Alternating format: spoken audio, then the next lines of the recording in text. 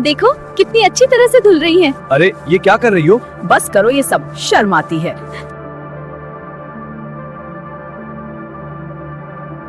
कपड़े धोने वाली बहू। शादी के पहले से ही विभा को कपड़े धोने का बड़ा शौक था। कभी नल के नीचे तो कभी तालाब के पास। अरे मेरी नीली वाली लुंगी नहीं दिख रही है।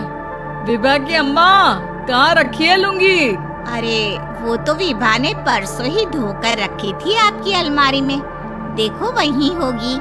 वो ना मैंने आज धो दी, मुझे लगा कि गंदी हो गई होगी।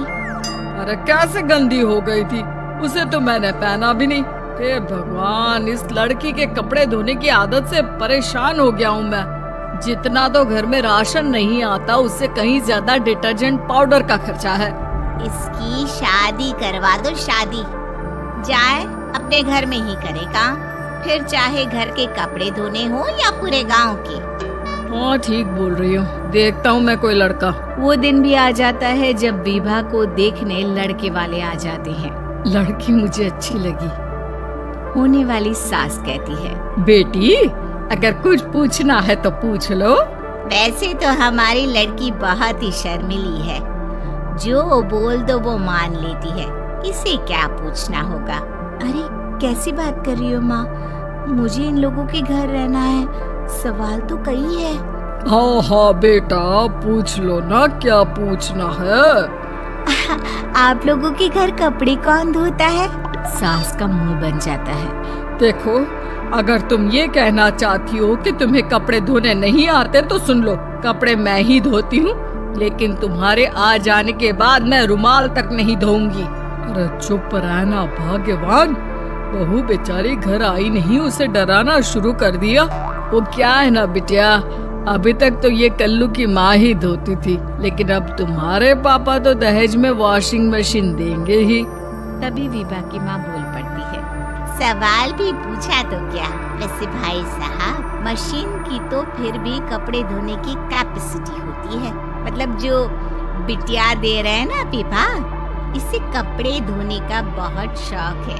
ये आप लोगों के क्या, आस पड़ोस गांव मोहल्ले सबके कपड़े धो दे और उफ तक ना करे। बाहर देखा नहीं आपने कितने कपड़े सूख रहे हैं, सब हमारी बिटिया ने ही तो धोए हैं। बस भी करो ना माँ, शर्म आ रही इतनी तारीफ सुनकर। और तो और एक दाग निकाल कर दिखाओ तो मान जाओ। हाँ अच्छा अच्छा, माफ करना बेटा, मैंने गलत समझा। हमें तो रिश्ता बहुत पसंद है। और ऐसे जुड़ जाता है रिश्ता कपड़े धोने का शौक रखने वाली विभा का। उसकी शादी हो जाती है कोयला फैक्ट्री में काम करने वाले कल्लू के साथ। शादी के बाद अचानक विभा चिल्लाती हुई सास के पास आती है, सासू माँ, अरे सासू माँ कहाँ है आप? ये तो धोखा है, धोखा दिया आप लोगों ने मुझे। इसे ससुर के चक्कर के बारे में पता चल गया। अरे तो उसमें तुझे क्यों धोखा मिला है? अरे नल में पानी नहीं आता, कपड़े कैसे कब धुलेंगे? अच्छा अच्छा, तू पानी नहीं आ रहा उसकी बात कर रही है। तो आपने क्या सोचा? कुछ नहीं। अच्छा हाँ, तेरी माँ ने कहा था कि कपड़े धोने का शौक है, तुझे याद आया मुझे। शौक शौक बोलकर कपड़े धोने वाले मेरे जुनून को कम ना आके सासू माँ, कपड़ा धोना मेरा गुरूर है। तभी पति भी वहाँ आ जाता है। अभी अभी मैंने इसे सनी देओल की फिल्म दिखाई है, उसी के डायलॉग मार रही है माँ। अच्छा सुन, साफ साफ बता रही हूँ, पानी सुबह 4 से 6 और शाम को 10 से 12 आता है, समझी? विभा टाइमिंग सुनकर हैरान हो जाती है। ये क्या भूतों का मोहल्ला है? सुबह 4 बजे उठकर कौन कपड़े धोता है? 4 बजे टंकी में पानी जाता है, फिर सारा दिन धोना ना, किसने मना किया? अरे कैसे बात कर रही है? 200 लीटर की टंकी में कितने कपड़े धो लूंगी मैं, सुबह ही उठ जाऊंगी मैं। अब क्या था, विभा सुबह 4 से लेकर रात के 12 बजे तक कपड़े ही धोती रहती।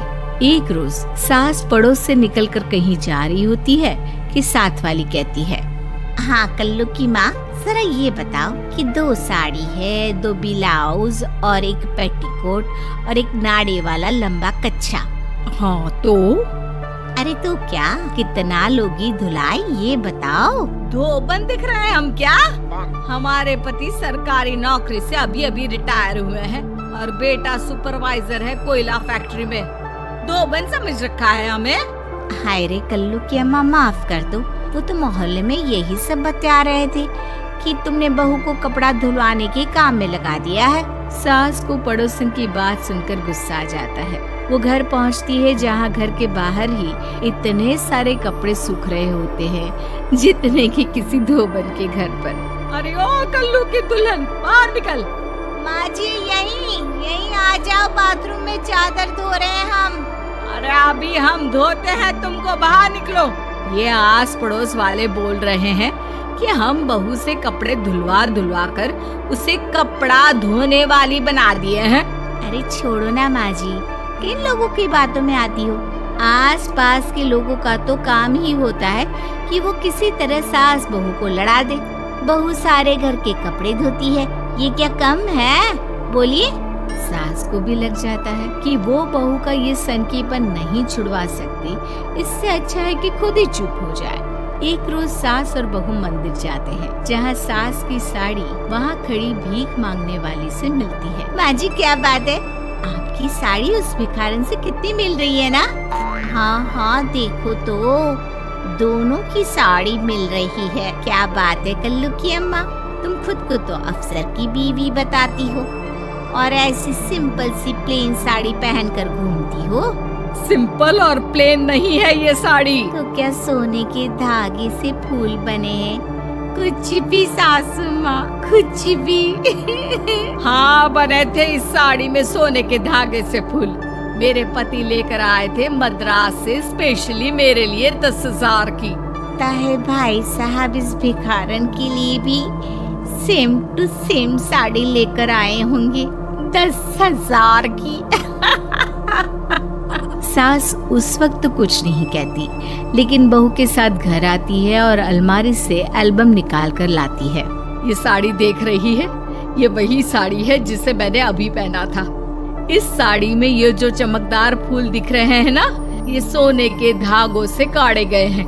लेकिन तू लोकल वॉशिंग मशीन ब्रश से घिस घिस कर सारे फूलों को निकाल कर साड़ी प्लेन कर दी। मुझे माफ कर दीजिए सासू माँ। और तो और, जब मैंने तुझे तेरी गलती के लिए कुछ नहीं कहा, लेकिन तूने तो सबके सामने मेरा मजाक ही बना दिया। क्यों? बहू को समझ में आ जाता है कि अब से उसका कपड़े धोना बंद।